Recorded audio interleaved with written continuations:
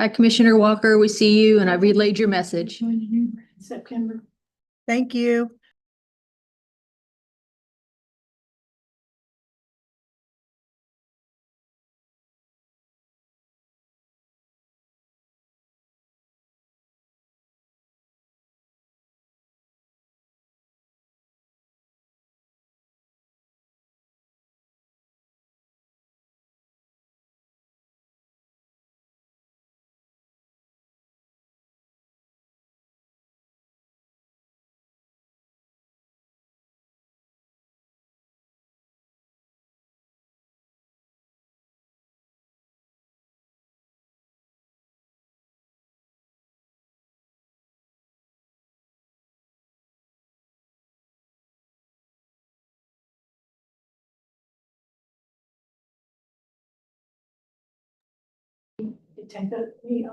Commissioner Walker. Steph, can you hear us? Yes, I can hear you. Oh. Can you hear me and see me okay? And can't hear her. You, but I see you looking at the so one sec. I hear can her hear coming you. through the TV. Well, Steph, we can talk to you while we fix your sound. Just FYI, since you're not in person and you don't count towards quorum, I think we technically have to excuse your absence, which is fine. I Okay. just didn't want to do that without telling you first.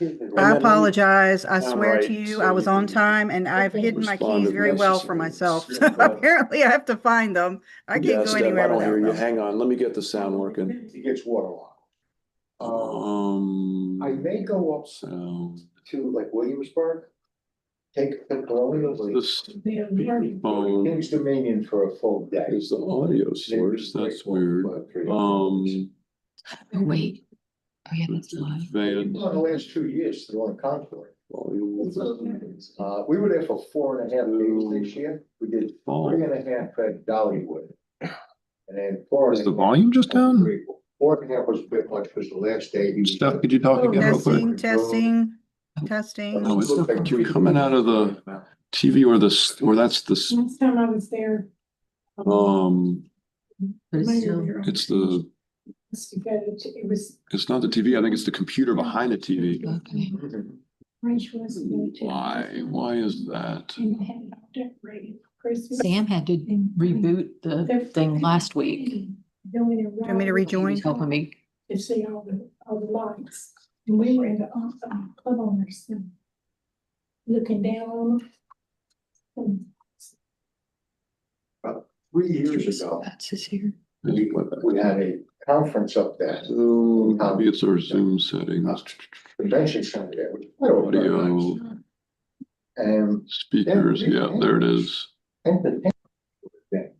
we went to his museum. But we started at the raceway, Mhm. then we went to his museum, which is just drooling. All right, Steph, how about now? Parts and everything that he had. Can you hear me? Testing, testing. Perfect. Awesome. We got it Awesome. worked out. Thank you. Okay, cool. I do apologize. I was going to be there. I promise you, I was out the door and I cannot, I've hidden the keys from myself. So I have no idea where they are in this house. I just have to find them or I can go nowhere today, which is ridiculous, but I apologize. I was ready. We're gonna mute again. We'll be back in a Okay. few minutes. Okay, I'll mute you.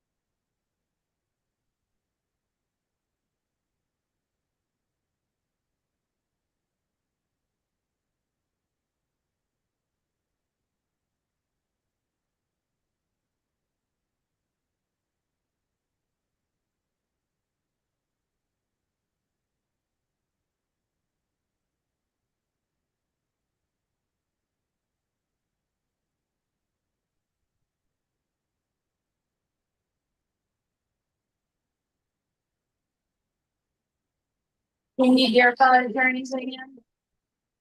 It's bad. I just want to make sure they can.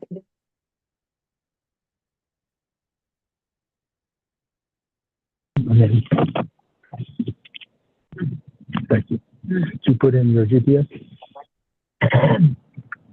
Hey Siri. May I ask who's on the phone? Good morning, this is Steve Coggins. Thank you. Stood up and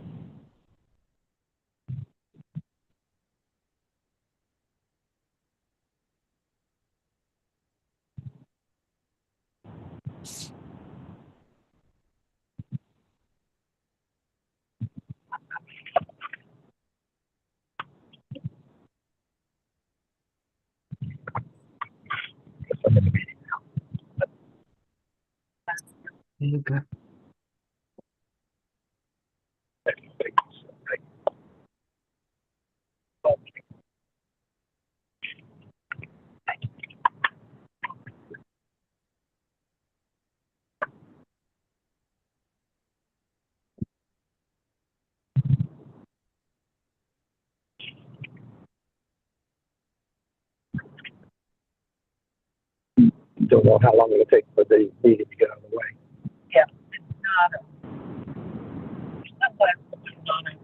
That's okay.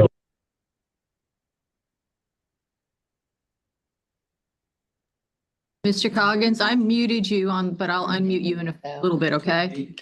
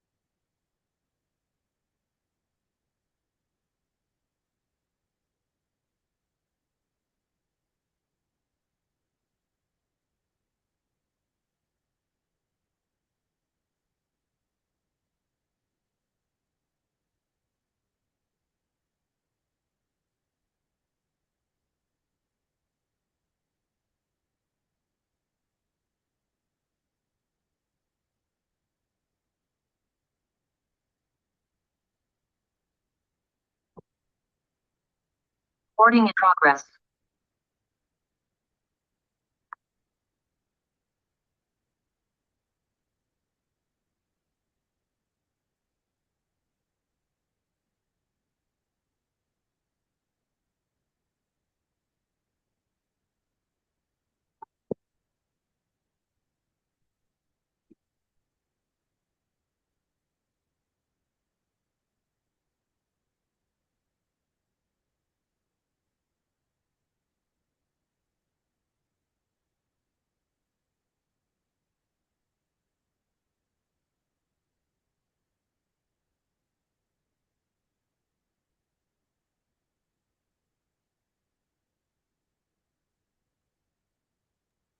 We have a quorum. We got a quorum.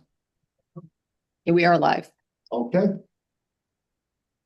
Call to order the Board of Directors meeting for the CFCOG for August the 10th, 2026. Thank you, everybody, for being here. I want to thank all of you online for joining us.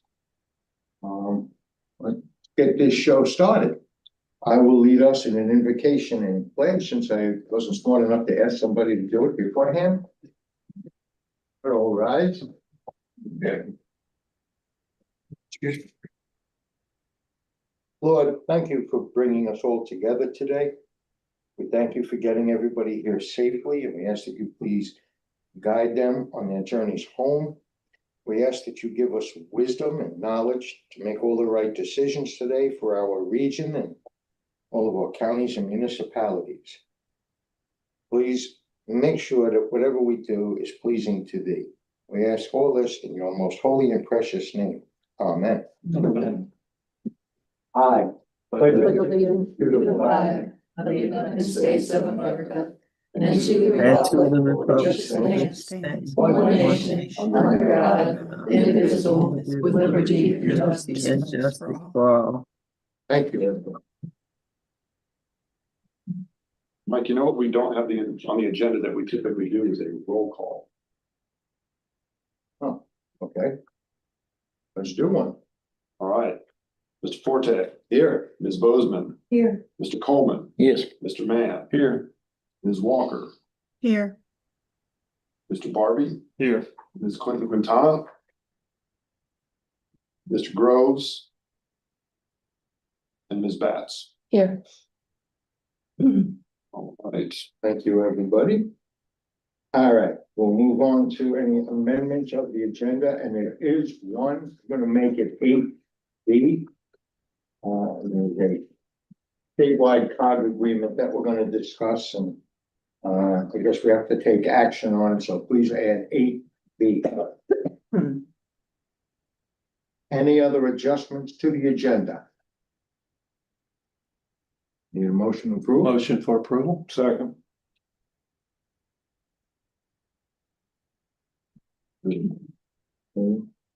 Yeah, I just gotta write this. Any discussion?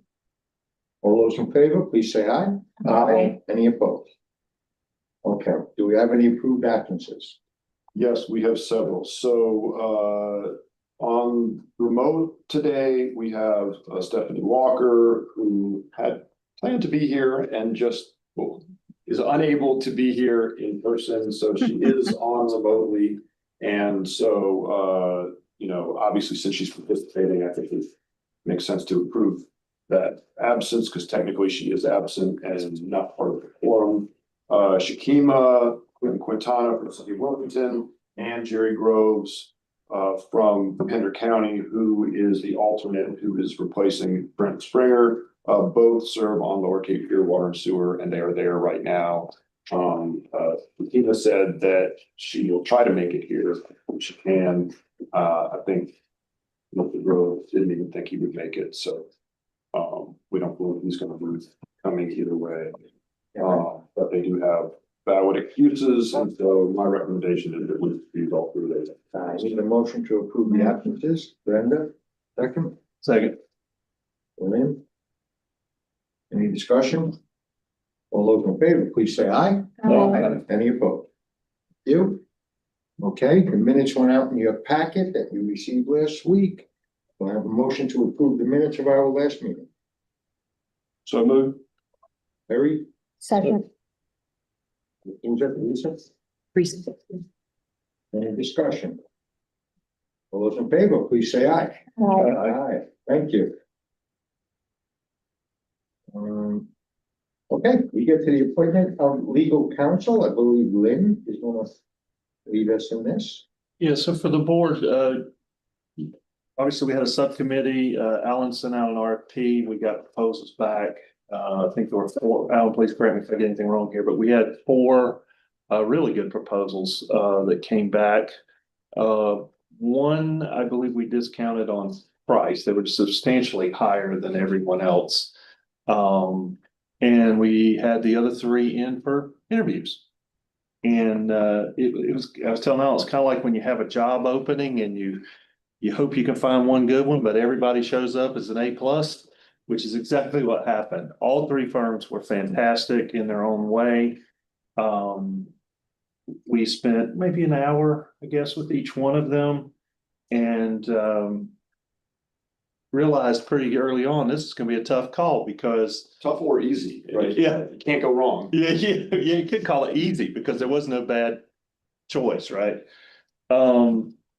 We settled and wanted to make a recommendation of Roundtree and Let's See is that how we say that? Losi? Losi. Losi, Yes. thank you, want to be it right. Specifically, out of that, certainly, by the way, those, proposals are available. If anybody wants to go through all the paper, you're more than welcome to have them. They're not. In fact, I have them here in the room, the Roundtree Lossy submitted copies for distribution. If Don't you need to want. pass it out if you don't want it, but if you want one, I'm happy to pass it on. So one of the interesting as we compared these, and I think we knew, other than the one group was from Jacksonville, they were fantastic. But obviously they would have the time difference, the travel cost and all that. And that was pretty much, I think, our logic in discounting them. So then we got to two, and we happened to all pretty much have, I think, have had experience with both of these firms and had high confidence. During the interview for Roundtree, it was interesting. You know, most of us know Steve Coggins, fantastic attorney, well respected in the whole region. Expensive for our taste. But he brought a young man, JD Fisher, who's here today, who impressed us all. And so we began a conversation with them about, obviously JD is a little younger than Steve Coggins, but about how this could really work for us in terms of having a highly confident too, and young attorney coming in, but then having someone like Steve Coggins behind him in case we get into those more serious, we usually don't have issues like that, but if we did, we have that backstop. So with that, I think our recommendation was to extend the contract to Roundtree and Losi, specifically JD Fisher as our attorney with the rest of the firm behind him if needed. I think Alan had some conversations about money, got that all worked out. They're all kind of right in the same range. And I think our one concern with this kind of two attorney deal was that they would not double charge us, which is agreed to. Did I leave anything out? Brenda, or Alan, you were there. I think that the terms of the agreement and the retainer is probably worth mentioning. What we've decided on, because, we've got a new attorney, has to get up to speed, under any circumstance. We, wanted to have a similar arrangement to what we have now, which is a monthly retainer for a certain number of hours. And then, of course, we would pay hourly beyond that retainer. The value of that is that because we're paying a monthly fee, it encourages me or whomever to utilize the attorney's services because we're paying for them. So we don't, avoid legal counsel when it might be valuable. So we settled on a $1,250 a month retainer, which is a little bit more than we're paying Noel, but not much. And we're settled on a 6-month term for that to just sort of see if that's the right amount or if it needs to be adjusted. And if it's because it is a little bit more than we're paying Noel, that maybe that also gives them the opportunity to do some introductory going over bylaws, looking at some of our contracts, just sort of getting familiar with the way we do things, and seeing what kind of recommendations may come out of that, and sort of going from there in about 6 months' time, seeing where that leaves us. Yeah, and before we make a motion on this, JD's here, so it might be good if you don't mind just introducing yourself. Certainly. And a quick back. I don't want to turn this into a second job interview, but maybe just so people get a feel of who you No, are. it'd be odd if I just stood in the corner and didn't say anything. Hello, my name is JD Fisher. I'm an associate attorney with Roundtree Losi. I've had the pleasure of meeting a couple of you and working with a couple of you. Mayor Bozeman, I met Mr. Barbie during the interview, and Alan Serkin was kind enough to counsel Steve and I on a recent controversy that we had. I was born and raised here in Wilmington. I went to UNCW for undergrad. I went to Washington Elite for law school. I always knew that I wanted to come back to Wilmington to practice law because it's it's part and parcel of who I am. Before I went off to law school, I worked with Attorney Brian Eads, who at the time was representing a number of the municipalities represented here. He sort of embedded that love for municipal law in me. And I knew that, I don't really have a political bone in my body, but I do like to see good governance. So I came back and had an idea of what I wanted to do. If, y'all are so inclined to approve this board's recommendation, love the opportunity of working with you, of helping this council really coordinate efforts across the region. And of course, with the help of Steve Coggins, there's no better mentor out there, and I'm very lucky to be his junior associate. And Steve is on the call if anybody has any questions for Steve. Would you like me to ask him to unmute? If he has anything he'd like to add, certainly, or if anybody has any questions for him. Mr. Coggins, you have anything you'd like to add? He's still muted. Can you unmute him, April? Attempting. There we go. Okay. Steve, you have anything you'd like to add? He may have had to run. Mr. Coggins is having coffee. He had a conflict, which is why he isn't here in person, and it's possible that he's engaged in that right now. As a normal course of business, Mr. Coggins is extremely responsive, of which I know Professor Bozeman can attest to, and Councilman Gunter.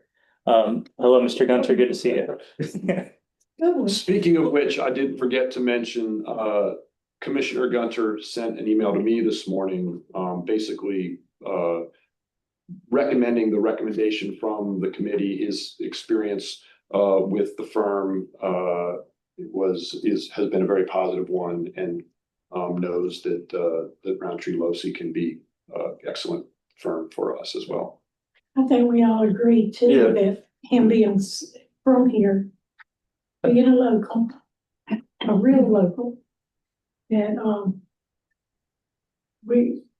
that was just another good point that we had for him. No, I'm not going anywhere. So with that, Mr. Chair, I'd like to just stand with making that motion that we approve the contract as presented. Okay. I have a motion, I have a second. Laverne. Is there any discussion? Doesn't sound it. So. I gotta, question, it doesn't take you. All those in favor of accepting this proposal and hiring this law firm, please say aye. Aye. Any opposed? Congratulations, welcome. Thank you, Chair, Mr. Chairman. And now we have an attorney. Again. Okay, so we need to, we have a NCTPQ joint application for EDA disaster supplemental funding. It is actionable. Alan, you want to tell us about this letter of support? I will. Hopefully the letter is in your packet. I don't see it in what I have in front of me, but I have my, oh, there it is. NCDQ, North Carolina Department of Environmental Quality, their Office of Recovery and Resiliency. No, that's the old NCOR name. The State Resilience Office was in touch with CFCOG and 2 other COGs across the state, and wanted to apply for an Economic Development Administration disaster supplemental grant called North Carolina Resilient Project Accelerator for a Competitive Economy. The project is to work in these 3 COG regions to take resiliency projects from concept to shovel ready. So the idea being to accelerate these projects with some engineering work and with the expertise of some of the staff at the state and with the COGs as well. What the initial proposal is in our region would be to work with a downtown stormwater project in Southport. And then depending on budget and funding, perhaps one additional community in New Hanover County. It is based on potential tropical cyclone 8 and their impacts. And I think Brunswick and New Hanover are the only two eligible counties for that storm. And so the proposal to EDA does include about a half of a FTE for COG participation, which of course would be beneficial to us, not just having the work being done in our region, but also having some funding to be able to support that work. And so just because of the timing and the fact that we have a meeting, I thought it would be great if rather than me sending a letter of commitment, we don't usually get the timing to work out like this, that the board would be able to send this letter and have Mike sign it on the board's behalf. Are there any questions? Just curious, what were the other two COGs? You said there were three COGs. I know it is the Land of Sky COG in the Asheville area. And Daniel, do you remember the third one? What's on? I do not remember it off the top of my head. I'm just curious if it was all coastal or. It was not. I think it was. It might have been Central Pines and no, I don't. Okay. I can find it for you. I can tell you after the meeting. All right, no big deal. I'm just curious. I noticed in this letter, we use the word enthusiastic. Yes, so we are very enthusiastic about our participation. This was a form letter written by DEQ that we accepted. I think I took it with it. For the most part, it is their letter. Any discussion? Then I need a motion to approve. So moved. Second. Lynn and Terry. Any other discussion? All those in favor, please say aye. Aye. Any opposed? And that's. All right, Alan, we have an amendment to the personnel policy pertaining to bereavement leave. Yes, so this is a fairly simple amendment to our personnel policy that came to my attention a few weeks ago, where we had, unfortunately, a staff member had a death in the family, and it occurred to us that our bereavement policy was limited to sort of like your very core family, which seemed a little bit restrictive. And so the proposal is instead, it also referenced, it said a member of their immediate family as defined by EEO. Well, EEO actually doesn't even have a definition of immediate family. EEO is not really a document anyway. So what we proposed was to use the policy in the state of North Carolina Human Resources Manual, which has a nice chart that describes who is eligible. I didn't even provide that to you guys because I think it's, honestly, if it's acceptable to the state, it should be acceptable to us. And so I'm going to make that change to the personnel policy. You can see that in your packets on page 38 and 39 of the personnel policy, where we're just able to attend the funeral of an immediate family member as defined by the bereavement policy of the state of North Carolina Human Resources Manual. So it gives us a very clear understanding of whether or not that person is in fact in your immediate family or not. That's not all conversation. Also updated the cover page to have our new logo. By the way, these look good. I really am happy with the new logo. Yeah. Thank you, guys. All right, so I need a motion to approve the bereavement leave policy. Motion. Brenda, Second. Lynn. Any discussion? All those in favor, please say aye. Aye. Any opposed? Motion passes. All right, we'll move on to 8B, this new COG agreement.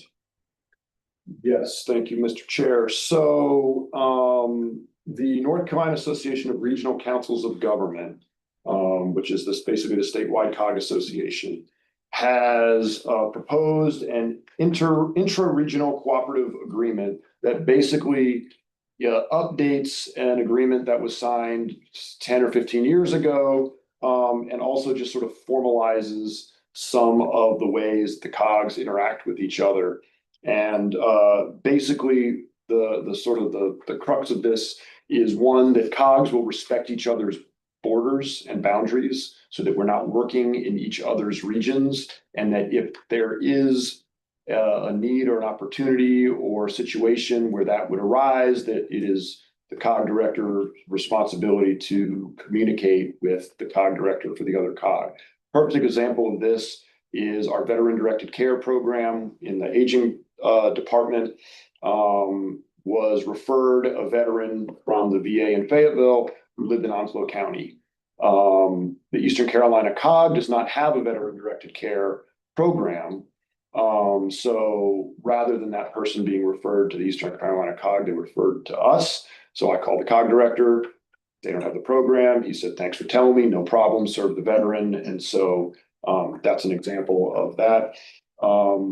Also in this cooperative agreement is sort of formalizing the ability for COGs to subcontract with each other. So you guys may remember in the past, we did some work for 2 other COGs doing some redistricting work in their areas because we have that expertise and they don't. And so they come subcontracted with us. Actually, in one case, they subcontracted. In one case, they just told us to go ahead and contract directly with the local government. And then also some of our personnel policies and salary studies, we subcontract with the Piedmont Triad Regional Council. So it's a practice that we're already using, but this sort of formalizes that and ensures that the COGs are working together to make sure that we have to the best of our ability, sort of seamless coverage for communities across the state.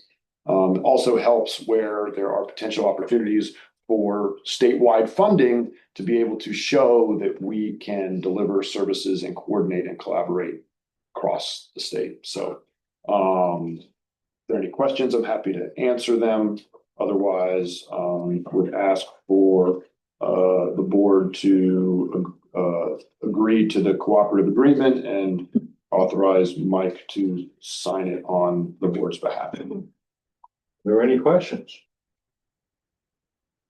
Seems like a no-brainer to me. Yeah, it's kind of surprising it didn't already exist, but I mean, it did already exist, but this has just been updated. okay. Okay, wait. I need a motion to approve. My motion to approve. Laverne, somebody want a second? Second. Teresa? All those in favor, please say aye. Aye. Any opposed? Motion passes. Mike, this is Yeah. Steph Walker. I have a question. Sure. I hope this is the appropriate place to talk about it. I know we had some discussion in the past about the Eastern Carolina COG, and since we're talking about, working with other COGs, do we have an update on that, or is this not the place for that? Should we wait Well, until the end of the We meeting? do have an update that I will Okay. be presenting during my comment section a little further Okay. down. At that. Okay, thank you. All right. Okay. What did I got? The finance report. Hi, good morning, everybody. Good morning. This is our finance report as of June 30th, 2026. This is how we expect to finish out the year. One caveat, I just have finished up getting everything in, so this is unreconciled. It's as close as I can get right now, and I don't expect many reconciled balances. I just have to go through and make sure everything's clean and carry forwards are correct for the auditors. But so we go through it. I do expect us to have around, at a minimum, $45,000 to $50,000 of fund balance that we will be adding to our fund balance for this year. Nice.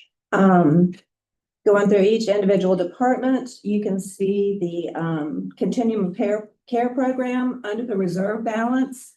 That $247,591 is what we're going to be carrying forward into this fiscal year.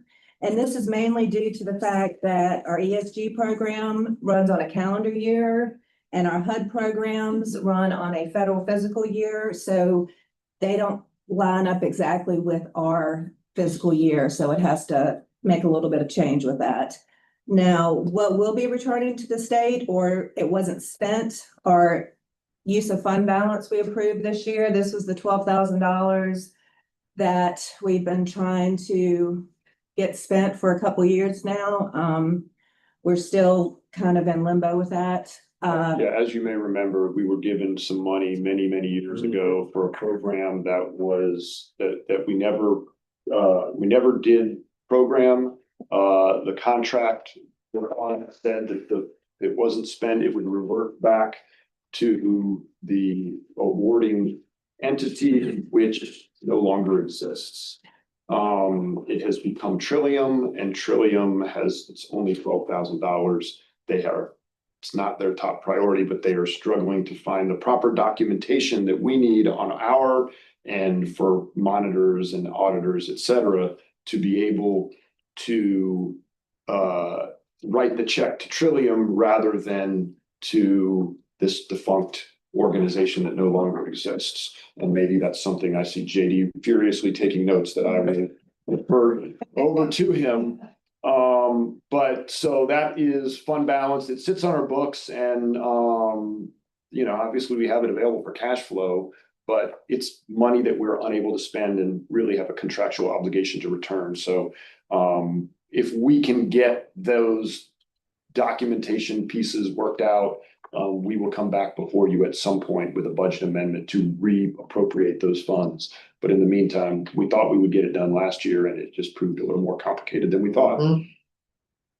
It's refreshing to have money you can't give away. Yeah, right. Hey, but you can't spend it either. That's the point. It's just It's good in your.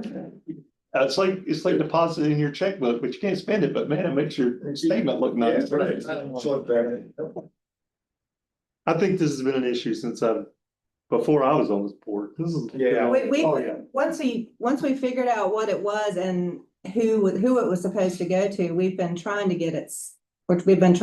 release it to Trillium, but with the years that have passed and because this was on my books when we got here in 2017, when I got here in 2017. So the years that have passed. It took us years to even figure out what it was, why there was fund balance in that fund at all. Which is why it took so long to get, to figure out a course of action is we didn't even know what the source of the funds were for a long time. Just sitting in the audit, fund balance. So we worked it out. No, and I got here a couple of months after you, and yeah, it's been sitting here all that time. Yeah. And let's see, the HUD expansion grant, that 27 will go back to HUD. It's just the timing, like I said, with some of how we got it. And a good portion of that includes almost $10,000 in admin fees that the previous director had applied for that really we shouldn't have applied for because it's not part of what we do. So it wasn't spent. So it's just a timing of how everything's situated out and how we could get it spent. So it also it was not eligible for extension. Yes, that's correct too. And we had a new grant that was starting up anyway, and so we just sort of carried forward with the new grant on the new grant cycle. So there was a lot of HUD transition at that time. Yes. And so we had, maybe a different HUD. We heard multiple different, we got from the two different people we heard multiple different things of how it could be utilized, that we could extend it, we couldn't extend it. At the end of the day, it just got complicated. We started spending the new grant to make sure we utilize those funds. All right, local government services. Next year, we're gonna transfer over $63,881 of these grants. Like I said, some of these are part of grants that have different year ends than what we have in our for our fiscal year. what is planning on being returned, the flood mitigation, that 50,000, the big bulk of it is the 50,313 from the flood mitigation. If you remember correctly, that is the agency that we were having trouble getting reimbursed for. Some of the work was dying down, so we pretty much have finished up that grant and we've gotten paid for them. So I'm very excited. So that was the one with the FEMA grant to emergency management that we were, whatever it was, 18 months or something awaiting. No, it wasn't that long, but 10 months or something like that, waiting for reimbursement. We finally, I went up to Raleigh or Durham, actually. I had a meeting with them, with some of the other COG directors that were part of that program. And this is one of those frustrating things where everything we had done was 100% according to the contract, but their contract did not reflect their agreement with FEMA.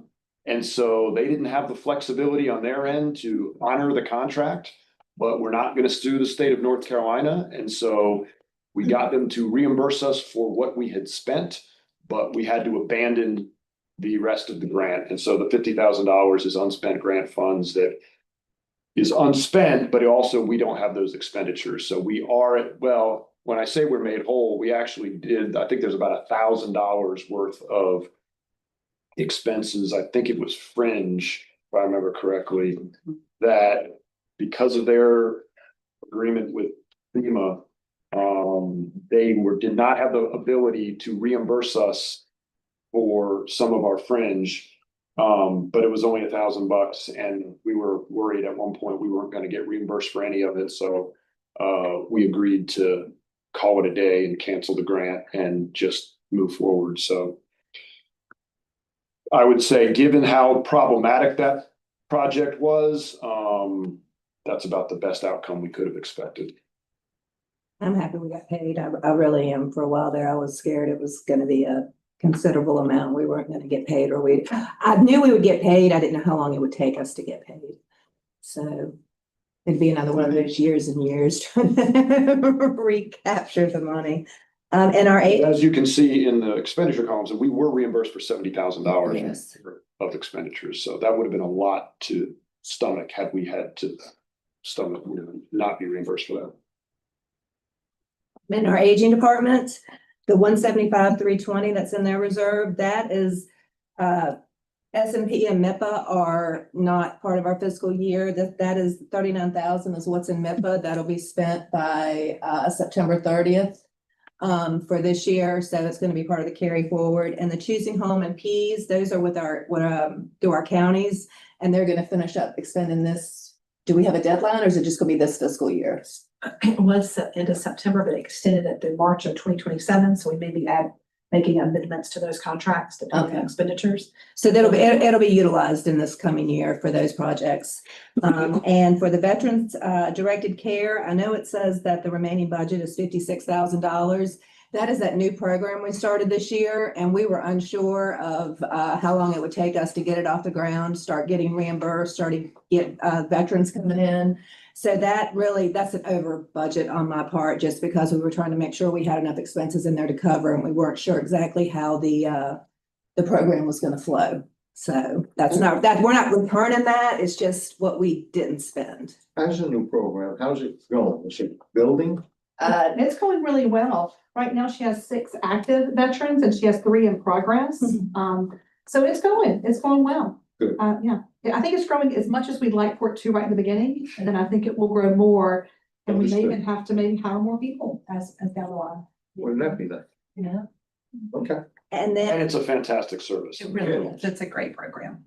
And then in our workforce development program, I separated out what we're going to be using for budget for this year between remaining budget and reserve balance. Just so you can see, we're going to have like $1.2 million that's going to carry forward to be spent into this year. But I wanted you to see how our contractors did this year as far, because sometimes our contractors have been way underspent in our adult dislocated and youth programs, and we've spent 90% in all of those. So that's a little bit more than what we have been spending. So, our contractors are stepping up and utilizing their funds a little bit more. Where we are underspent, or we're in our programs, the in-house, where we brought them in-house, but if you remember correctly, it took us a little while to get off the ground. And two, one, we didn't start the adult dislocated worker until November. And then the youth, we started August, so it was a little bit behind on those. So As that's you why. may remember, we had two different contractors that did not, that one that was awarded a contract that was under contract, that after the contract had started, they backed out and we had to Bring it. compensate on the fly. And then a second one where we offered the contract, they had bid on the project, we extended the contract and they didn't accept the contract at all. And so we also had, so there were some delays in getting those up and running, which is why some of that's in-house stuff was under expended. We had to take over programs we didn't usually, and parts of the program, so we usually just oversaw. We didn't actually go in and do, so we had to bring in staff and all of that stuff, so. And So that's not money we would have to return if not. no, we're not, this money's, no, it's not gonna be returned. It's utilized in our contracts for this year. We have 2 years to spend it, Gotcha. so. So all of it is, essentially all of it, other than some reserves that were, that money, since that's old money, that's all contracted out already to be spent this fiscal year. And then Gotcha. some of the money, as well as some of the money from this fiscal year, is contracted out with a little bit left over so that we have some cash reserves getting it next fiscal year. The workforce development program doesn't, the new program year that they give us, the first quarter of the year. So it'd be July, August and September. They only give us a quarter of the program year allocation before they release all the funds to us. So that's why we usually try to carry over a small amount to make sure that we can cash flow and get our contractors paid and keep flushing until they release the full amount of the funds. And that's just a oddity of, no, oddity is probably not the right word, but just how it's how they operate. But any other questions? God bless you for keeping this all straight, working on 2 different calendars. More than 2. Crazy. I don't know how to do it. I don't know. My memory's still intact for now, so we'll see. As I get older, I have a little flow chart how everything goes. About colored beverage at night wouldn't be a bad idea. Sure, if I could just add a question for you, Alan. So, since JD is here, I was just curious, like, I know most of these contracts are very prescriptive. We don't get a lot of say on how If we that. want the money, we sign the contract. Exactly. But then we sub that out, right? Yes, Do some of it. do we normally have legal review on that, or should? The contracts are pretty standardized. We've been using more or less the same contracts. I mean, each program has used its own same contract year over year. We tweak them sometimes. We certainly aren't blindly signing the same contract every year. We're making small tweaks, but we have definitely the opportunity for a more comprehensive review of our program contracts. I think some of the challenge that we've had in the past is they're incredibly complicated contracts. They're incredibly complicated programs. And there are a lot of federal requirements and unique requirements for each program that go into each of them. So we will the best scenario will be to, start with a program, bring JD up to speed on that program and its specifics, and review the award contracts, in most cases where there is one, some cases there isn't, from the state agency or federal agency, and get familiar with our requirements, and then review our agreements and make sure that our subaward agreements have all the required provisions and is protecting us appropriately. Something else that I think is going to, related that we'll want him to look at is that resolution that you guys have passed. It gives me contracting authority under certain criteria, and making sure that we are abiding by that and that it is clear in our contracts where there is a reimbursement or, where we have to be reimbursed before we're obliged to spend the funds, or where there's what is it called? Like a non-appropriation clause, just making sure that all of that, not only that we have it, but now that they meet the standard of our new attorney, because they may interpret things a little differently. Yeah, I've just brought it up because I know how it is when you get on autopilot. You've been doing it the same way for a long time. And then things surrounding you that you're not aware of change, laws change, things like that change. And it's just. My staff will let you know that if there's anybody here who likes to monkey with a contract, it's me. Okay, so we got someone to watch after the monkey. We don't sit on our laps here, and it definitely annoys people. No, I just think, I just want to draw that up because I think if you just pick. No, it's a great opportunity. Just picked one and followed it through, just it's educational, but it's also sort of a self-audit for us. Yeah. So thank you, Mr. Sorry for taking so long. Any other questions? Are you finished? Now, I was just gonna say, some of our contracts too, that go to the subcontractors like aging are part of what the state already has. I mean, it's complex. We're still- Welcome. We've had a lot. So we Busy. thought until a meeting last week when we were told that aging contract, it's just a template. Oh, well, I wasn't in that meeting. so- Oh, we'd already monkeyed with it. We'd already monkeyed with it. Yeah, so it's, we've got a lot of different programs, so, a lot for me to learn, so. Looking forward to it. There will be a fire hose, Certainly which not. JD will be.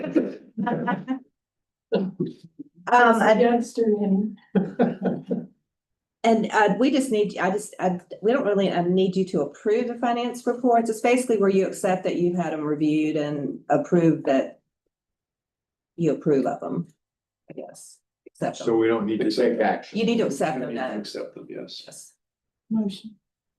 Which would require a motion anyway. Brenda and Lynn? Any other discussion? All those in favor to accept, please say aye. Aye. Any opposed? Usually have an amendment along with all this, so it makes it a little bit confusing of what you're actually approving, so. All right, well, thank I've you. always had a question, Okay, and not just here, I serve on 15 different committees, and this goes on in all of them. When you're presented an unaudited finance report, why do we take action? We're taking action on something that hasn't. because some of our auditors require us to, when they come in, they want, and a lot of our state agencies, a lot of our funding agencies want the governing board to review, and LGC wants proof that you guys have reviewed the finance. We've discussed them, we've talked. It's kind of just more of a formal action to show that we are presenting these. It's because they get audited after the close of the fiscal year and then presented to you 6 months after the close of the fiscal year. What we're giving you unaudited is current fiscal year. Well, in this particular case, it's last fiscal year, but generally speaking, it is the current year's fiscal year finances to date, so that you have that information to be able to provide oversight over current spending in case there needs to be a change, because it would be too late to review it after the close of the fiscal year. And there'll be no Everybody action. get that? Yeah, it's clear. Yeah. We won't be giving you the final audit until the December meeting, is usually normally when we present that. And then, so that's 6 months after it's closed, and like, I don't have any large adjustments, but I just put in that caveat that it's unaudited, so you don't think that it's so that nobody's under the impression that these are audited final numbers. But our next meeting in October, we will have first quarter Of this year. of this year numbers in October that you wouldn't get until the following December. That would be audited. Well, 15 months later. Mhm. So we're getting you up-to-date numbers way before you get audited. It makes sense to me, though, that the auditor would want to know, if you were giving me a packet of financial data, I at least want to know, has your board seen this? Right. Which I think is all we're doing, right? Yeah. Just saying, yes, we have reviewed it. And I don't remember if in the local government budget fiscal control act, if we are required to give you finances every month. I know municipalities and counties that it's a requirement. I don't know if it's a requirement or just a best practice. But, you are charged with financial oversight of this organization. And if you didn't have those numbers until 6 months after the close of the fiscal year, you would never have the ability to direct the finances of the organization. Yeah. Okay, That's a job I don't need. yeah. All right, moving on to staff reports. Executive Director, Alan? So as usual, the first item on my staff report is our contract summary, and especially for JD's sake, I will explain that our board has given me through a resolution the authority to sign contracts on the board's behalf as long as they meet certain criteria. And my obligation is then to report to them every contract that we have entered so that they are aware of what contracts I'm entering on their behalf. The last 3 columns of the report are the criteria that sort of determine whether I am authorized to sign the contract or not. If the first 2 are related to expenditure contracts and the third is related to revenue contracts. So under the first 2, if our contract includes either a funding availability clause or a prior reimbursement clause, meaning that we're giving these funds to you subject to board appropriations and funding being available, then I can enter the contract because it's not really a commitment per se, because if the funds become unavailable, we don't have to fill the terms of the contract. And then the prior reimbursement clause is really even more restrictive. And that is that, if, for example, we're getting reimbursed from the state, from the federal government, that we won't even reimburse them without being first reimbursed from the state. And so there's not even any financial cash flow, much less obligation on our part to pay anybody for anything that we don't have the funds for. And then for revenue contracts, for contracts where we're receiving money, the final column is whether there are matching funds required of the contract. And so you guys have given me authority to accept any money unless there's some other obligation that accompanies it.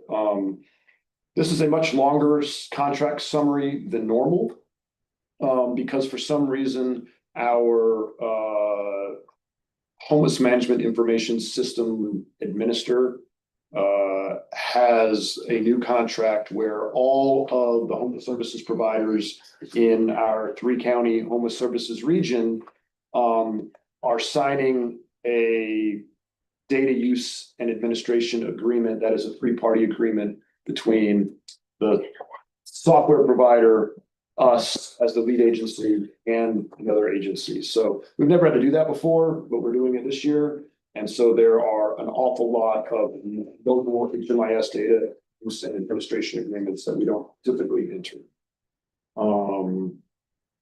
But as you can see, listed among the contracts is a $4.8 million NGA notice of grant award for aging programs. So, almost $5.5 million worth of funds received in this period since the last report, and about $2.4 million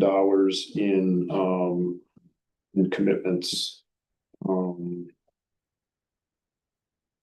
which you don't really want to compare those 2 numbers, honestly, because as I'm seeing, we've got all of our workforce contracts in there as expenditures, but we don't actually get a contract from the state for workforce dollars. We get an allocation notice, a memo, but the money in and the money out will never match on this document. I have a question or 2. Sure. Money to other parties, $30,000 to UNC Chapel Hill Yes.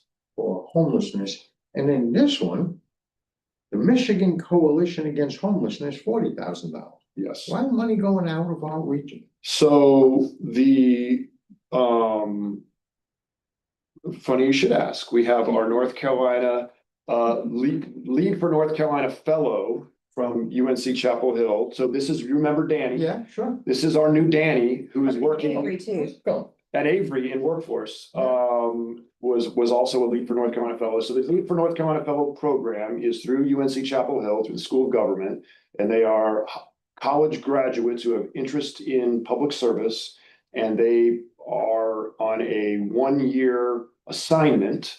And we have had fantastic success with the quality of those people. And so this year we decided that the best use of that program would be in homeless services. And so the homeless services program has Jackie Bryce, who will introduce herself to you during the homeless services update. But so we get a full-time, hungry newcomer who really wants to learn and perform, and it costs us $30,000 for the year. So it's kind of a no-brainer. It's really great use of money, and it's a fantastic way to serve our communities and also to get some great experience to folks who have an interest in public service. The Michigan Coalition Against Homelessness is also, which we often call MICA, is I'm not even quite sure I can explain it. Why don't you explain their relationship to our HMIS system? So technically, yes, our entire implementation, so that's about 7 COCs, work together. And Micah, this predates me, but given their experience, they actually are our database administrator. So they— You know what the easiest way to explain this is? The software company WellSky will not contract individually with continuums of care. They will only contract in big bundles. So this Michigan Coalition Against Homelessness has North Carolina and Michigan and several other states, I believe, and they are the sort of go-between between us and the software provider that provides their software and then doesn't really provide any support or anything like that. And so Michigan is providing they support. have all the major updates, all of the kind of back end things. Making sure that the data reports meet And there's HUD 40,000 compliance. is our share. Yes, our share of the statewide burden. It's a bit of a mess. Which is the homeless services department. It is a bit of a mess. However, it works. Yeah. Okay. He's not running yet. It's a mess, but it's not broken. All right. Don't scare our attorney here. I know, that's right.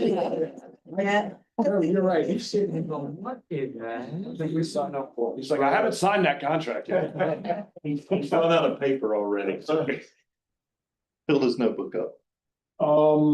So what else did I have? So that interregional agreement that we've already addressed was on my list.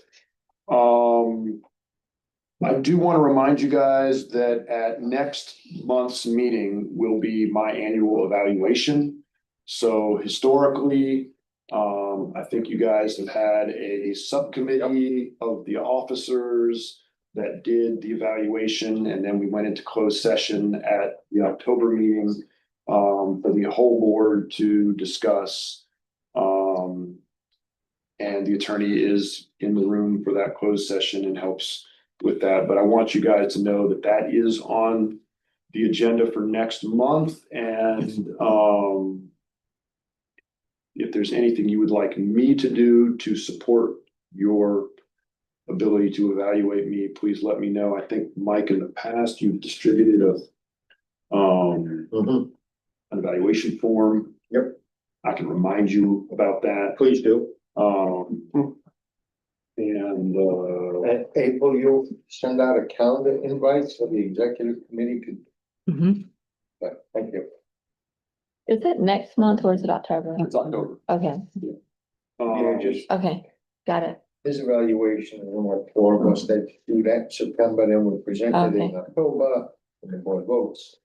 Got it. Also, you may remember at last October at my evaluation, you guys were shocked to find out that I am just an employee and do not have a contract.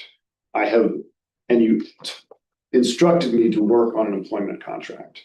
I have very, very slowly been working on that, but it is my intent to try to have something for JD to review in advance of that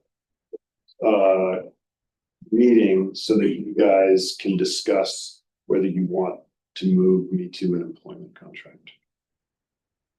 That pen running out of ink? Halfway through.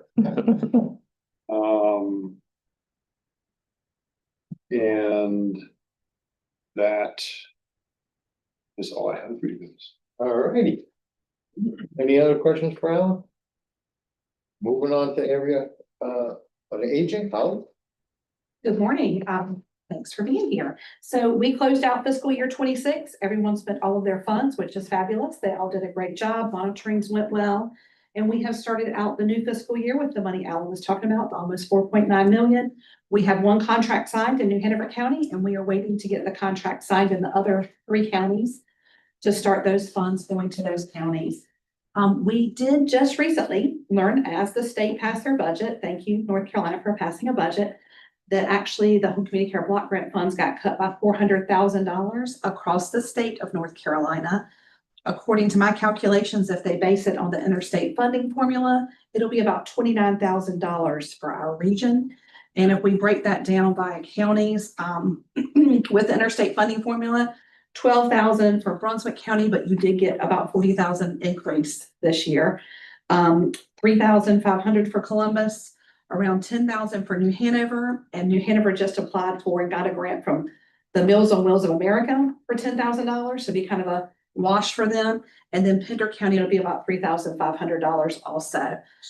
So that will require, even though we are in the process of signing contracts, these will be contract amendments to reduce the aging funds with the counties because we're getting less from the state. The state gave us a contract award before the state budget was passed, anticipating, sustained funding.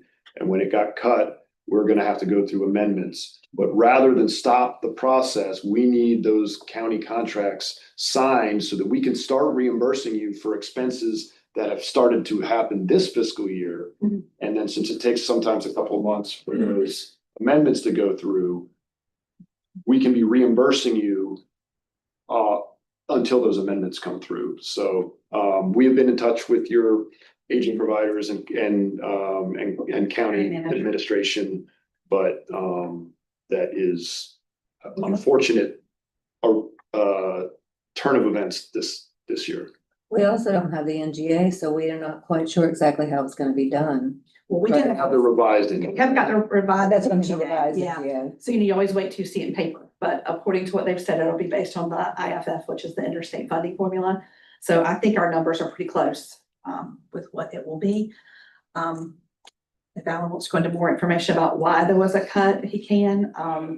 It was under utilization across the state for 4 to 5 years, but it was not us. We've spent 100% every year. Really rather frustrating, and I don't want to get into it too much because it is so frustrating, but there were regions, COG regions, area agencies on aging across the state that did not spend, which means their providers, in most cases counties, did not spend their entire allocations.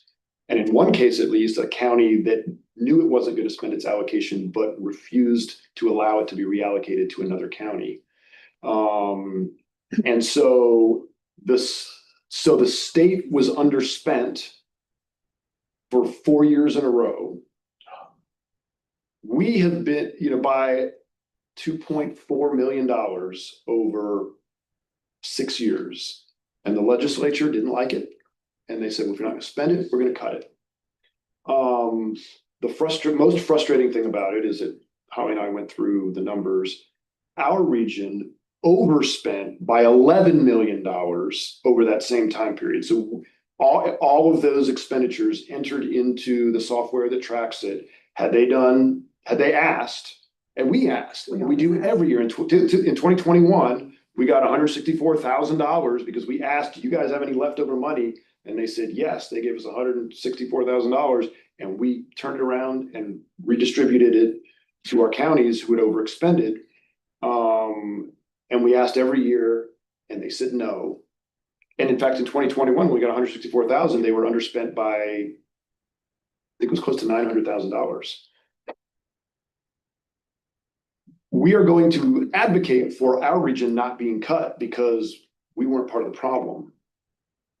Same time, the counties or regions that were part of the problem can't afford to absorb the entire cut. So we will try to figure out an equitable way to do it. The good news is it's not that much money when you divide it equally across 16 COGs. Yeah. So we'll stomach it. We don't like it, but we are also working with the new director of the Division of Aging, who is also rather frustrated and upset that she inherited this problem and that she didn't know about it. And that the legislature didn't even tell them that this cut was coming. And so she wants to make sure that to the extent that we can reallocate funds before the end of the fiscal year moving forward, we will do that. And she knows that our region alone could have spent the under expenditure several times over. Certainly across the state, they would have had no problem spending that money. So it is frustrating, but it is what it is. It's unfortunate. I feel like the future going forward is going to be really good. I think Tammy's got a good hold and she's really researching all the way from finance through, you know, how things go in their regions. So I think it's gonna be good. The Division of Aging has been in a transition period for quite a number of years, and now they finally have good leadership. So we're thinking positive for the future. But anyway, we hate anytime we have to cut our counties and we're hoping that it won't be as bad as we even have thought about. So we'll let you all know whenever we get the new NGA. We talked earlier about the veterans program. It's going great. Carrie has 6 active veterans. She's got 3 in progress right now. She's adding on. And I feel like that program is just going to grow. And it's such a great program because the veterans are in control of their own care. They are hiring their own caregivers in. Carrie's helping them manage that and giving them a budget. But it's such a great program. So we're really excited about it and how it grows. We did get a new legal rep for our ombudsman program, which is one of the contracts in Alan's contract summary with, once again, Fox, Roden, and Craig. Jennifer Roden is our legal person for our ombudsman program, which is required that we have someone that will represent them individually. We can tell you all about that program later, Jackie. There's so much to learn. I know that Jennifer Roden does some work with some of the other attorneys at the firm, you know, held in high esteem in every regard. So really good. We're glad we have her on retainer whenever we might need her. But things are going well. We are getting all of our contracts in and putting everything in the ARMS system. We open the ARMS system with $1 so people can put data in, but we don't put their full allocation in there until we have a fully signed contract. So things are moving along for the new fiscal year. Any questions for Holly? Moving on, homeless services, Andrea. Well, I think Ellen let in, so before I start, I do want to allow Jackie to introduce herself. Really excited. As some of you know, the homeless service department is small and mighty, and so having an extra person alone is pretty phenomenal, but also having someone of this caliber is going to be a really great addition to our team this year. Hi board, good morning. I'm Jackie Bryce. I'm a Raleigh native. I graduated from West Virginia University with a degree in philosophy and political science, and made it back to North Carolina for the Lead for North Carolina Fellowship, and I'm very excited. As Mr. Sorkin put it, I'm hungry. I was really excited to be at this board meeting, so thank you for having me. And I'll just say, when basically the way the Lead for North Carolina Fellowship program works is that, different organizations, local governments across the state submit interest letters, applications, and then they try to match fellows based on their interests with the organizations that request it. And, Jackie has had experience in homeless services related things in the past.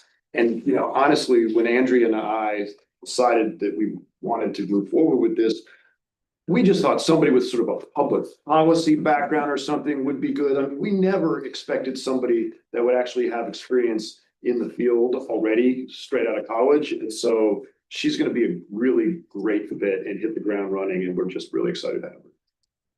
She already has. She's posted more on Facebook than I have this month. So really excited. I guess our biggest update I need to share, and I don't have as much information as I would like to, is that on Friday, August 7th, federal court set aside HUD's fiscal year 2026 notice of funding opportunity in its entirety and issued a temporary injunction. So we have been, they issued that funding opportunity on June 1st. As some of you know, there's a very elaborate process to run a local competition. We get that funding opportunity. We put it out to our membership, all of our agencies that provide services. They have to do applications to us. There were some delays that meant we had to make some applications because their applications didn't come out until a couple of days before they were due to us. Generally, you have to have your competition run and have applications due 30 days before it's due, which would have been August 26th, and then have notifications out 15 days prior, which would have been tomorrow. So we have been working diligently to complete this process on all of those timelines, and just found out that it, and I feel it was late last week we found this. Yes, like it was like after one, the judge came out with a ruling. So my poor ranking committee, some of our really amazing volunteer board members and community providers spent a good, must have met 7 times in a week and a half. I know several of them were 3-hour meetings, and now it's kind of all been set aside. So if you hear some grumblings from our partners, it's pretty relevant. So we are getting that information out as much as possible. I did notify our board and the ranking committee Friday, and then sent out a message to our general membership today. And then we'll touch base with all of our currently funded projects, as well as the projects that put in applications for new projects, and just kind of determine where to go from here. Really hesitant to put out any guidance until HUD officially gives us some guidance. So trying to figure out how to advise our folks, but we're not sure how that fiscal year 26 funding is going to. We don't know if HUD will just reissue something else, or if there will be similar to last year's litigation. Some of you remember there was automatic renewals, so some of our projects just automatically renewed. We don't know what's going to happen. In that same vein, after that litigation, they've been required to meet with the courts or do reports weekly. What we do know is that none of our projects have received their contracts for fiscal year 25 quite yet. Some of our projects are ourselves and Safe Haven in Pender County. Our current fiscal year 24 doesn't end until December 31st. So we have a little time before those contracts become important, or they are important, but critical to have. But our 2 permanent supportive housing projects, one is scattered site, so Coastal is able to provide that service pretty much anywhere in our region. Those are ending this month. As well as our one from Good Shepherd. I think the last I heard is out of the Q3 across the country, only 700 have been issued out of about 1,700. So we're kind of in the majority on that, but we'll keep following up to make sure we get our contracts. We all got our award letters, but unfortunately it didn't come with the contract quite yet.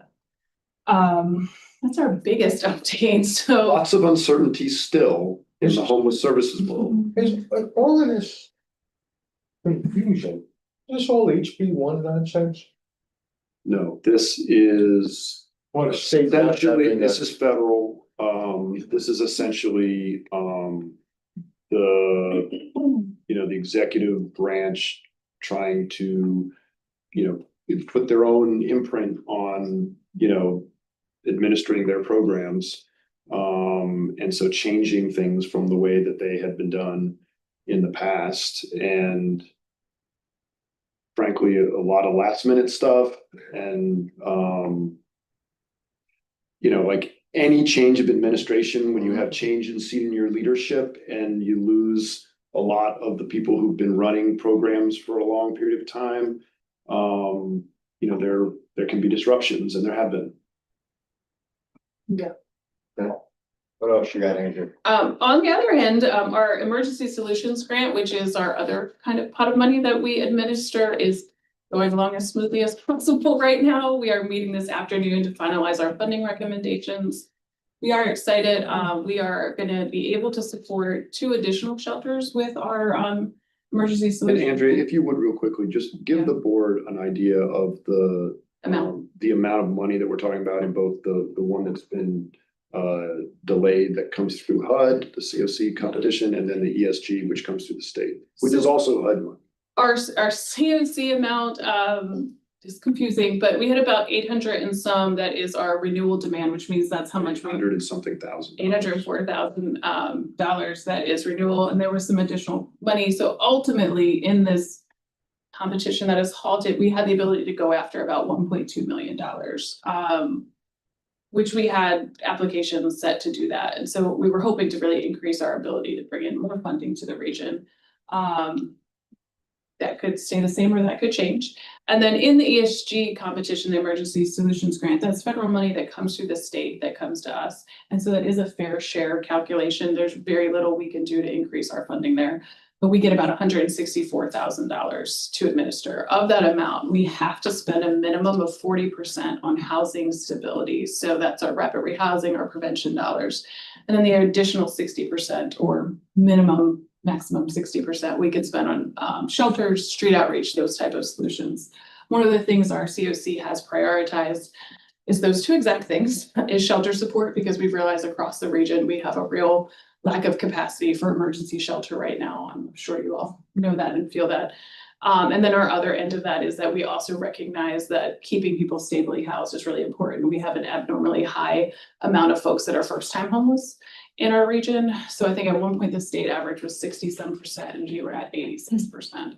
So our system looks back several years and can tell you if anyone entering our shelter system or our transitional housing, if they had already been homeless before, and we have, again, a very large percent that have never been in our system. So that was one of our priorities is maintaining folks that are housed as well as supporting our shelter system. And so that's what we intended to do with this funding.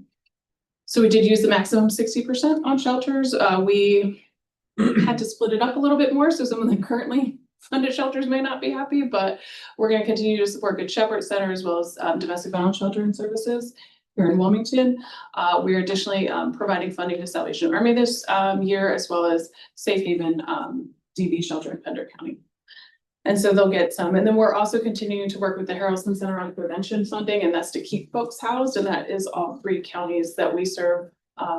This is still at the balance of state and not with our COC. And then we're also doing rapid rehousing with Good Shepherd. So that is folks that are currently experiencing homelessness, to get them that help with that first month's rent, all of those kind of upfront costs that cost so much, and then support them with some housing case management for up to 24 months to make sure that they stay housed, which I again say is something our region is very good at.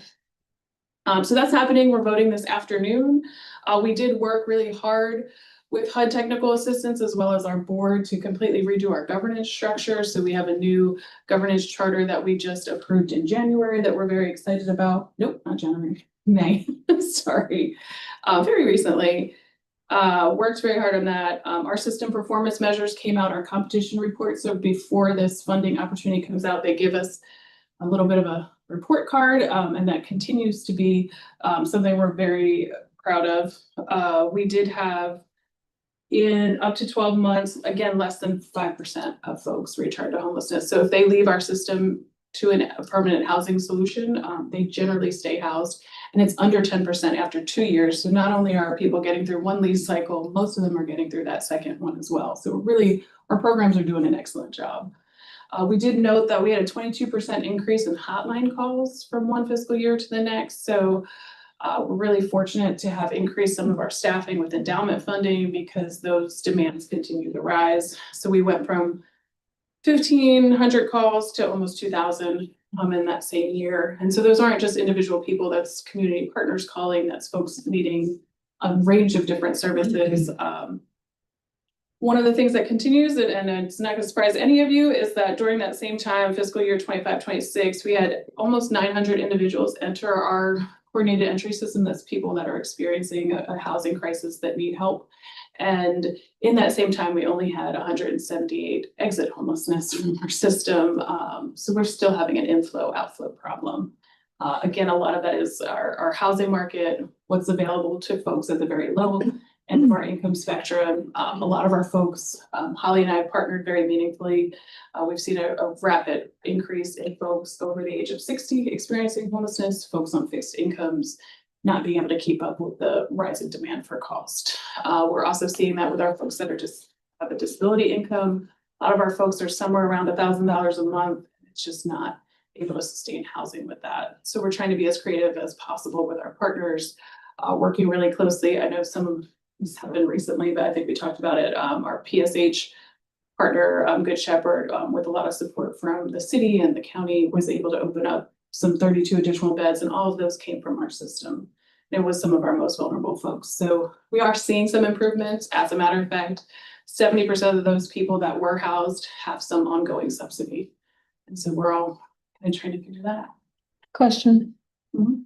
So of those 1,500 to 2,000 calls that you've received, how many of those were issues that needed to be addressed? I'll give you the exact, I have a better breakdown of that. So it's hard to tell because probably all 2,000 were different issues that came up, but it may be one person that called 5 times to say, hey, I'm still experiencing this. It could be, so I have to go look and see exactly what that works. It might be a tailored case manager saying, hey, I'm working with this person. Do you have options? So I think out of that group, 846 folks entered coordinated entry. So those were people experiencing homelessness at that moment out of that group. And so out of 846, how many of those were rendered a solution? Or do you need to get that information? Yeah, so I'd have to look at it. Okay, great. Every one of them were given some solution. I will say it's not necessarily a housing solution. That's fine. I'd love to see that report. If you could send that to me directly. Thank you. Yeah. And I think like I said, we had 1,300 referrals made out of that group to different resources. Some of those are employment, some are housing, some are street outreach. It's what's available at that moment. I will say something we talk a lot about, and I've worked really closely with people, is it's really hard if someone calls and says, I need some place to stay tonight. And you're like, well, we don't have that, but I can send someone out to talk to you. And a lot of times that's a really hard conversation. I give so much credit to our folks working that hotline because they're having a lot of really difficult conversations with folks. But yeah. Thank you. Mhm. And I think that's pretty much the gist of what we've been doing. And again, we got the last of it. Yeah, we made it over 1,300 resource connection. The largest one was shelter. Any questions for Andrew? Thank you so much. Thank you. Mm-hmm. Yeah. LGS, Local Government Services, Dan. Good morning, everybody. We have several contracts on the contract summary list. Before we get started, today is Daniel's first day back from paternity leave. Love that. Weeks, so welcome back, Daniel. It's very, very good to have you back, and congratulations. Yes, Very healthy baby boy back at his house. Have you caught him sleeping in his office yet? He's been in this room the whole time he's been back. And he's still awake. I know. Yeah, Welcome extra coffee maybe, some good neighbors. Fortunately, Holly lives down the street, so a couple care packages along the way have been helpful, but yeah, nice to get back into a little bit of a routine, but certainly was without a routine there for a couple of weeks trying to figure out a schedule. It gets better. My youngest is 30 years old and I still don't have a routine. Yeah. Same here. Daniel, Yes, ma'am. did you ever think that you loved something so much? It's quite a unique feeling. The emotion from even the simplest things is pretty incredible. So it's been truly a great experience. For all the lack of sleep and heartache, changing diapers, and everything that goes along with that, the benefits far outweigh it. Make memories. That's right. Yes, ma'am. I always tell people that I never realized how much my parents loved me. Until you have a child and you're like, they put up with all this. Yes. It's karma. What did my dad say? It's like karma 32 years in the making. All the things that I'm having to deal with now, they had to deal with years ago. Wait till you get 4 of them. One at a time. One at a time. I'm just saying. I'll tell you, But when the grandkids come. Yes, we give it back to you. Worth it all. So, yes, thank you, Alan. Yeah, again, glad to be back and have some structure in the schedule, but yeah, it's been a great couple weeks. So, yeah, we do have a handful of contracts on the contract summary list. A lot of our technical assistance contracts, which are predominantly focused on land use planning, but we structure them in such a way that if the local governments need anything, even if it's outside of land use planning, we're available to help them, are renewed on an annual basis. And so all those contracts from the previous year have been renewed and we've added a few more. So excited about the growth opportunity there and our ability to serve communities really across the entire region. One of the biggest contracts in terms of dollar amount that we've been working on recently is related to the flood resiliency blueprint tool. It's a statewide tool that's designed to, as they call it, a decision support tool to help communities identify issues with flooding and then pursue projects and funding to alleviate those issues. We've got a contract with an engineering firm who's under contract with DEQ to help support communities in the region identify projects and submit them through this tool. Hopefully they'll get funded. It's a little bit of a whirlwind in terms of this process. So the state and DEQ is the agency on this project, is publishing reports, and they were hoping to have projects in so that they could include them in these reports, but they really didn't give us much time. I think we had about 4 weeks to work with communities to try and meet a deadline.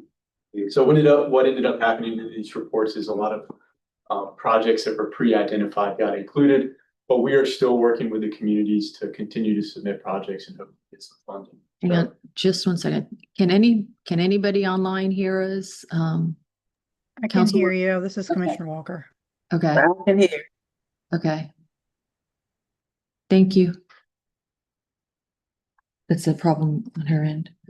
So we've been, Sorry. no problem. So we've been hitting the pavement pretty hard, trying to make sure communities in the region know how to use that tool. It's something that the state's invested tens of millions of dollars into, and it sounds like the legislature is going to continue to fund projects through that process. And so we want to make sure that, you know, our region sees a good share of the funding that comes down from the state. We're, you know, continuing to evolve, and I think, you know, with the investment that the board's made, that the communities have made with the change in due structure, it's given us some flexibility to get involved in things that we haven't in the past. And that's, you know, a continued effort as we grow, right? Providing more training opportunities, doing more outreach to help communities access funding, whether it be through grants or just general technical assistance. So we're beginning to see the dividends and return on investment of the investment that this board made and all the communities in the region made. So thank you again for that. Any questions for Dan? Appreciate what you do, buddy. Yes, sir. Brian around? Brian is out of the country, so we do No, not. hey, no. So we do not have a formal workforce development update. I will tell you that I have been, and you can see in the contract summary, have been executing contracts for the workforce development subcontractors. All of those, I'm not sure if all the contracts have been executed at this point, but certainly the Workforce Development Board has awarded all of the funding. This year, we only have 2 contractors, Brunswick Community College and Southeastern Community College. And they are, of course, doing Brunswick and Columbus County, but now, because we have had so many years of challenges with getting contractors in Pender and New Hanover counties, those 2 community colleges have expanded their proposals to be able to serve New Hanover and Pender as well. Can't remember who serves which. I believe Brunswick County, BCC serves New Hanover and SCC serves Pender just because of the, you know, the proximity. Yeah. And so, you know, speaking earlier about, historical underspending of contractors in the workforce program when we were having our finance discussion. Those are the two contractors who historically have not had trouble spending their workforce funds. So we feel pretty confident that we have the right group on board now to be better serving our communities and better expending those funds. So we'll obviously be monitoring that and see how that works out. That is the only update I have from workforce development, but I did realize that I left one thing out of my executive director's report. And that is that last week we hosted the North Carolina National Guard's cybersecurity strike team, who were doing an assessment of our IT infrastructure and, as they would like to say, security posture. So we are awaiting a formal report of the results of that analysis. I did have an exit interview with them on Friday, and they did some type of sort of like external evaluation of, password leaks and vulnerabilities that would be the kinds of things that, threat actors, also a term they like to use. Attack surfaces, they've used all those terms, I can see. That threat actors around the world might be able to, compromise our systems. And so far, there's certainly some issues to address, but it doesn't look like there's anything alarming. Alan, can I add one thing to that? Sure. When they will give you, it's going to be way more than you can swallow. I mean, it's going to be so much. I think the key thing is to prioritize and pick the big things. But what I would suggest, based on Carolina Beach's experience, is make those changes as fast as you can. Because we don't have any proof, but we were always suspicious that it was interesting that right after we had our security review was when we got hit. Not saying it was anybody on that team, but saying, why suddenly did we become a priority? It could be coincidence, but anyway, that'd be my advice. Good observation. Right. It was enough to make me suspicious. Not of them. I'm not at all suspicious of them. Somewhere. Somebody monitoring the fact that we're being monitored. Well, if someone was in your email right now and you had no idea they were there, they've now seen this review. So they go, oh, let me see where the holes are. You see what I'm saying? Also, I will piggyback off of that from a privacy and regulatory banking background. It was always recommended, like anytime you got or received any of those high recommendations, you did those immediately. Because when they came back again, they would look at those and say, hey, did you take any of our recommendations into account for your next year?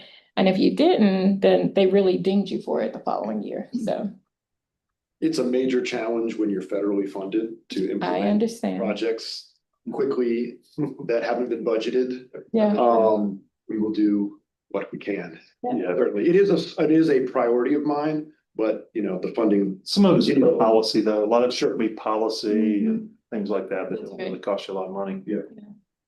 Who's checking the checker? Exactly. Yeah.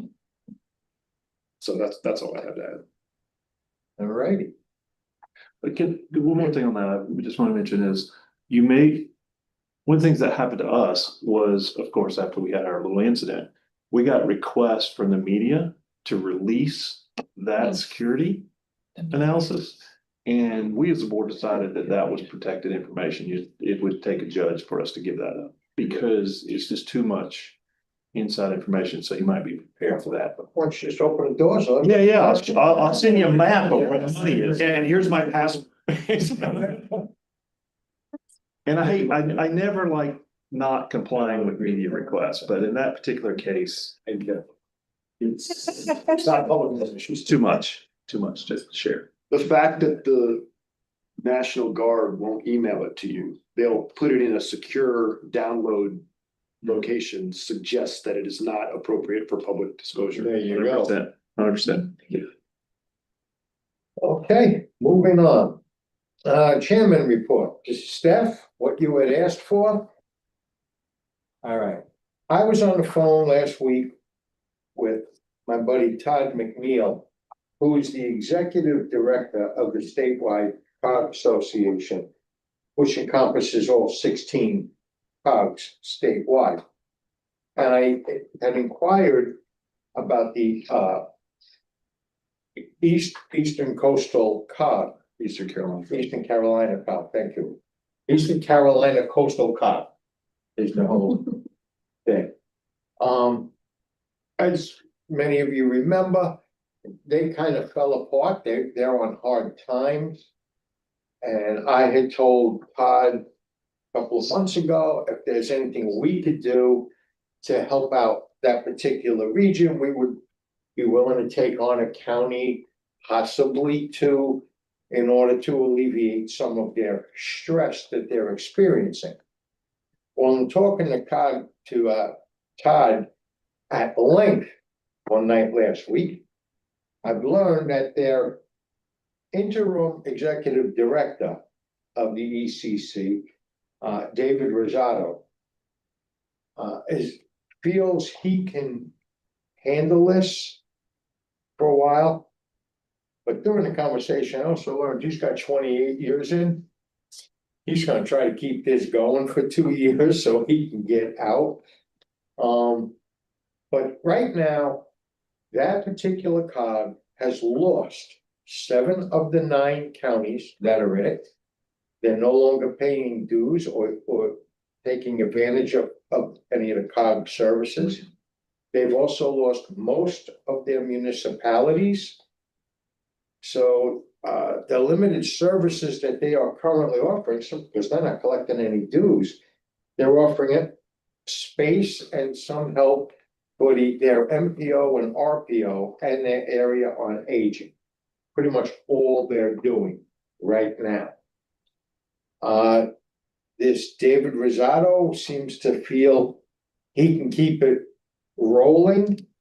Todd McNeil has been talking to a couple of those counties, seeing if he could draw them back in to the COG. It doesn't seem to be an appetite because they're just not happy with the services, which is what caused all of this to begin. Whereas our region, everybody seems happy with what we provide. They have a different outlook on what their COG is providing. So it's pretty much, they're just going to continue as they're continuing, and they're going to try to bring some of these municipalities and counties back into the fold. Don't know that the statewide association's got a whole lot of faith at the moment, but that's where that's at. So Steph, did you have anything you wanted to add to that? I know this concerns you. Well, I mean, we just covered Onslow and how they don't have veteran services, which makes no sense to me considering they have Right. they have Yeah. a military base. And obviously we're thinking of how much we can help folks. Obviously, we can't take on all those. I mean, I could only think of maybe one county that makes sense, but we can't save everyone. I mean, I think what we do here is very good and very thorough. And, you know, and it's very tight as far as how we do our budgeting and where our money comes from. I mean, I feel bad for them, but I don't see how we can help them. I mean, I don't know. I was wanting an update, and I'm very glad you gave me one. I appreciate it. And I mean, does Todd really feel like there's nothing he can do or we can do or anyone can do? Does he? What was his thoughts? You gonna be in Durham next week? Yeah, I am. Good. Is he going to be there? Good, yes. So you and Okay, I, awesome. you and I sit and talk to Todd. Okay. I had the exact same concern as you did with at least Onslow County. Because of their huge veteran population. Todd said he spoke to the commissioners in Onslow County. And they have a because of all that, I mean, you know, I have a 15% population of veterans in my county.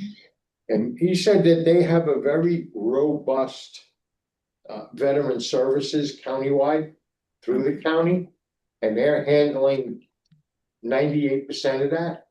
Oh. So he said, so that it was a concern of his as well.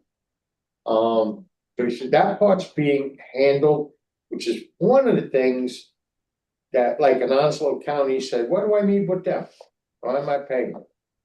Apparently they raised their dues about 3 years ago. And a couple of the municipalities in the county started complaining, saying, we don't have this. I don't know how much they raised them, but they raised their dues and wound up losing. And people were saying, well, if we're paying more, we want more. And that's where this thing started a couple of years ago. But this David Rosado seems to think he can hold it together and bring some of them back. Oh, well, good luck. Yeah, we can talk to Todd next week or whenever we see him next. He'll have more answers probably than, I mean, I know you've given us a lot, but like he could probably fill in a lot of the, since he travels the whole state, he probably can help us understand it more. I will add that, you know, from my perspective, there could be some benefits from adding counties. There would also be some challenges and some risks in adding additional counties. Even if all of the adjacent counties took a county or two that were adjacent, if all of the adjacent COGs were to take a county or two that were adjacent to them, there's still a core. They've got 9 counties. There's still several counties in the middle that are not adjacent to any other COGs that don't make sense in any other COG. And then as well, if this is a COG that's been struggling, I mean, I think one of the strengths of our COG is, you know, it's not just the staff but it's the board and the member communities. We work well together. So there could be great risk at importing or adding counties and municipalities to the good thing we've got going, particularly if they are inclined to be dissatisfied with their COG. So, you know, my perspective is I would love to see the Eastern Carolina COG be successful. I would like to see their municipalities and their counties. Discontent for decades. Say that again, Katie. Oh, I am so sorry. I did not realize I was on. Oh, yes. I apologize. I think that ideally they would be successful. And that the members would take back control of their COG because they own and control the COG. And so in my mind, it's a little rich to complain about the organization not providing services, A, when you're not providing dues for them to provide those services, and B, when you are the governing board or should be. They have all the tools they need to fix this themselves, and they should. And we are happy to help to the extent that we can, and we will evaluate our options if that comes our way. Alan, you make an excellent point because I mean we just had some very excellent report from staff at how it works. I mean, say if we added an Onslow, which I don't recommend, but I mean I just don't see how that would fit regionally, especially with the money flow and the workload. And you know, if the veterans are 98% being taken care of, maybe we can take the odd referral. I mean, that's helpful, right? Well, listen, if we were to take Onslow County, for example, they wouldn't be in the RPO. They wouldn't be in our workforce development board area. No. They wouldn't be in our homeless continuum of care. They would be in our aging department. Local government services could serve them, but you know, it would further fragment what we're doing. Where right now, homeless services is the only program we don't provide to all 4 counties because of a pre-existing arrangement. To add counties there, we're providing certain programs to these 4 counties and these 3, and like, we're already not going to be providing a number of services to those counties because it doesn't work that way. Right. So we start from a position of underserving them, which is what they're complaining about now. Mm-hmm. So I'm not excited about the opportunity of taking on new counties, but look, if they're desperate and we can make it work, we're happy to have that discussion. I'm not recommending it. We're just talking it out. Yeah. I think we're doing well how we are. If I'm being honest. We'll talk to Todd one night next week and see if anything has changed. He said he's in constant touch with them. Okay. Any other questions on that particular subject? Mm-hmm. Teresa Batts has asked me to pass these out. It has an event next Monday, rather? Next Monday. We got it in the mail Yes. and the email. Yeah, I didn't know if you forwarded I it. sent it to Alan Okay. and Danny. Yeah, so this Daniel. is definitely a project that Surf City has been working on. I can take it for about 20 years with the Army Corps and the federal government to move forward with a 50-year beach nourishment project. And we have been approved and funded. So which is like $362 million. How much? 362. Yeah, you heard it right there. That's great. that's the federal That's worth funding. We do have state funding that is appropriated as well. About 44 million from the state that will be coming to the initial beach nourishment project. So it will we're going to kick it off next Monday on the beach at the main access as you come into Surf City with the Army Corps.